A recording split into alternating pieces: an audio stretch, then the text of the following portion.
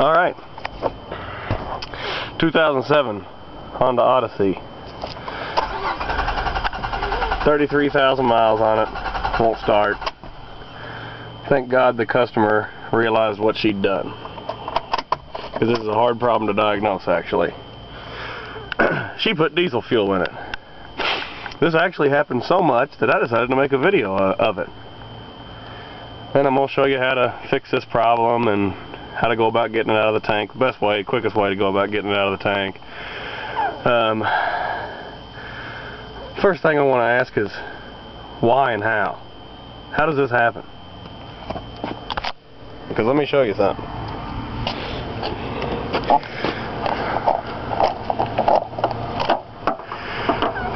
On the filler neck of a new vehicle, or pretty much every vehicle on the road, unless it's an old ass car, has a very small filler neck opening.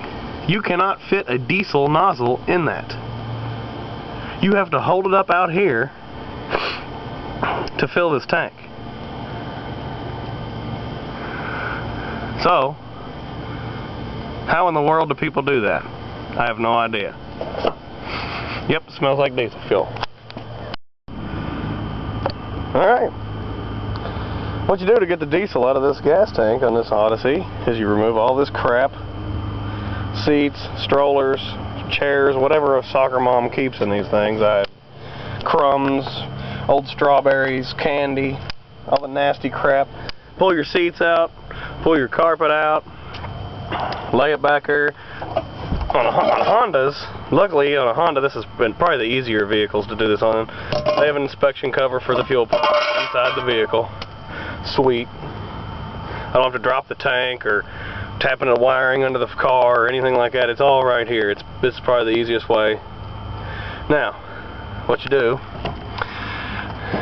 if you don't know which wires you need to tap into to power up the fuel pump, it's usually your higher or your larger gauge wire, which would be these two. I happen to know what wire it is. It's this nifty yellow and green one right here because I have a wiring diagram. If you don't have a wiring diagram, you can use a plain old nifty difty test light.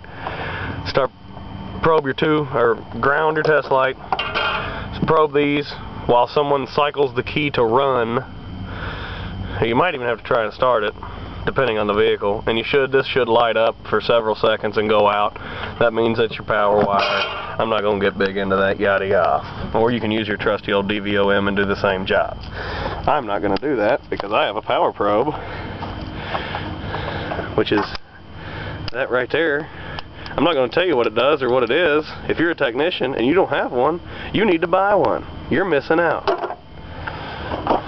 I happen to have all those nifty difty connections or connectors and adapters and all that for it.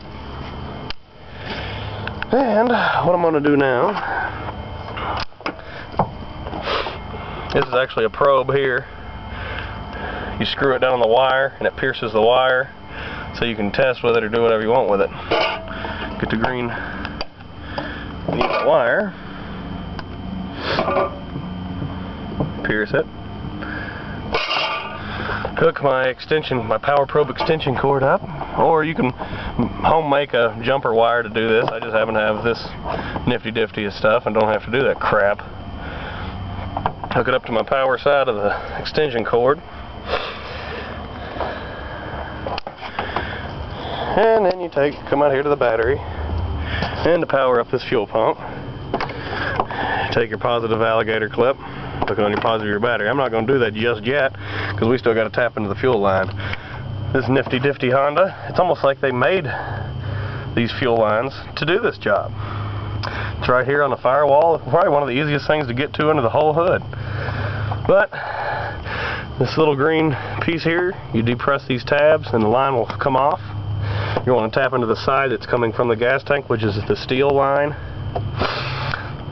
This is always under pressure, so wrap your rag or something around it to take it off. I've already taken the pressure off of it, so I'll go ahead and pop it off. There you go. And find you a good old hose that'll slide right over there. And remember, this hose isn't really under any pressure, so you don't have to clamp it on or nothing, as long as it fits, pretty snug. Run it over here. I just happen to have a convenient 50-gallon drum that's already full of gasoline and diesel mix. Drag that over here, put it down in the barrel, hook your positive alligator clip up to the battery, should hear the fuel pump start running, and check. Oh, hey, look at that. Good old diesel fuel coming out of this gas tank. Customer said that she thought she probably put about 18 gallons in this thing, so it's going to take a while. So what I'm going to do is walk away, go do something else. Now, what I like to do before I attempt to start the vehicle after draining the first batch of fuel out of it, I like to, once it runs dry and starts getting aerated like it is right here, and it's actually not pumping very well, that means it's getting really, really low. After it does that the first time, I like to put about a gallon of gas in it.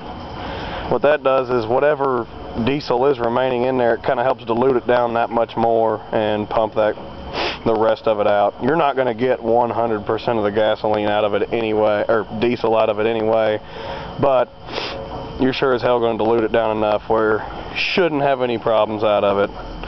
And it's just a good idea. I've always done that, and I've always had really good luck doing that.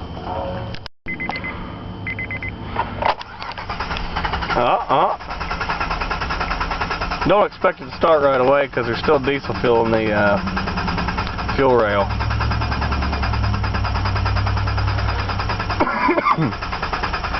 Might even have to help it.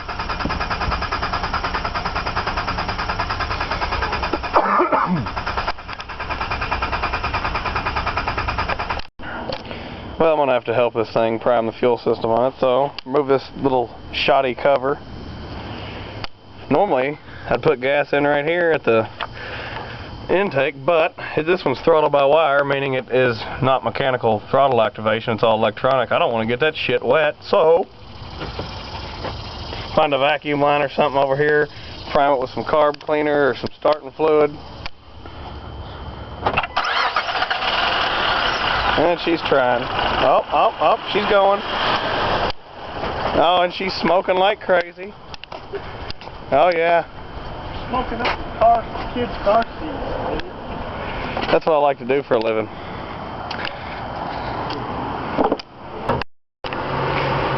Alright, got her running now. She's still smoking a little bit. It's normal. That's going to happen.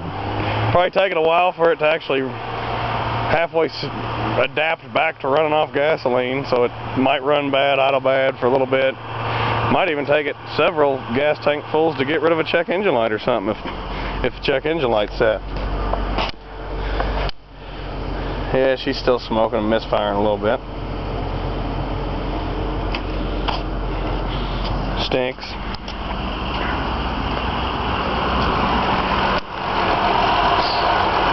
But anyway, that's the right way to get diesel fuel out of the fuel system. Well, it's the easiest way anyway. I don't know if it's the right way. We don't like to do things too right. Good job, security. Alright, so got the repair done. Car's running good. I test drove it, runs great. No check engine light coming on, so it means this vehicle probably doesn't have any damage from the diesel fuel. So far, I haven't seen any problems from running diesel fuel in a gasoline engine as far as damaging the catalyst or air-fuel ratio sensors, O2 sensors, whatever the hell. So far, I haven't seen any really problems out of it. I do know, if you were to run one for a long time with a 50-50 mix of gas or diesel, it's probably pretty hard mechanically and electronically on one. But we caught this one soon enough. Everything's good. Of course, there's many different ways to get the diesel fuel out of a gas tank. I mean, you can drop the tank, yada yada yada. I find this way the easiest, and if you have common sense, you should be able to apply this to just about any vehicle. And I guess if you do want to try this, be safe. Don't do anything stupid. You're messing with fuel, so lots of things can happen.